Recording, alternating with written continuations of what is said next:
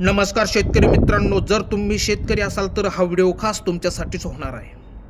आपण शेतामध्ये विविध प्रकारची पिके घेत असतो. त्या पिकांमध्ये प्रामुख्याने तण हे उगवते. ते आपण खुरपणीच्या किंवा तणनाशकच्या साहाय्याने त्याला मारण्याचा प्रयत्न करतो. परंतु आत्ताची अशी परिस्थिती आहे की जो तो खुरपणी न करता डायरेक्ट तणनाशक वापरून गवत नाहीसे करताना दिसत आहे. परंतु तुम्हाला माहीत असायला हवे, जमिनीमध्ये असणारे महत्त्वाचे घटक पूर्णपणे नाहीसे होण्याच्या मार्गावर आहेत. याविषयी आपण माहिती देण्याचा पुरेपूर प्रयत्न करणार आहोत.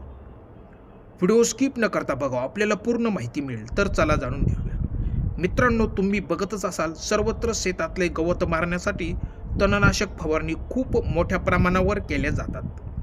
त्यामुळे आपली जमीन नापीक होताना दिसते.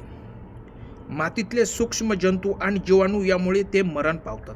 हे जीवाणू प्रामुख्याने पिकाला पोषक म्हणून खूप महत्त्वाचे असतात. परंतु तणनाशकमुळे माती ही घट्ट होते, ज्यामुळे मुळांना हवा आणि पाणी मिळणे फार कठीण होते. तुम्ही बघू शकता, एखाद्या पिकावर ही फवारणी केली असेल तर ते पीक साधारणपणे 15 ते 20 दिवस स्टॉप होते. त्याची काही काळ वाढ खुंटून पाने फुले ही कोमेजताना तुम्हाला दिसतील. तुम्हाला माहीत असायला हवे, कोणत्याही पिकावर फवारणी केली तर त्या पिकांतून सरासरीपेक्षा उत्पादन कमी मिळते. तेव्हा तुम्ही ही फवारणी करणे टाळावे.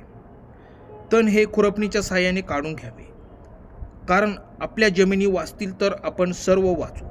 धन्यवाद शेतकरी मित्रांनो. व्हिडिओ कसा वाटला? व्हिडिओ आवडल्यास लाईक करा, शेअर करा, सबस्क्राईब करा.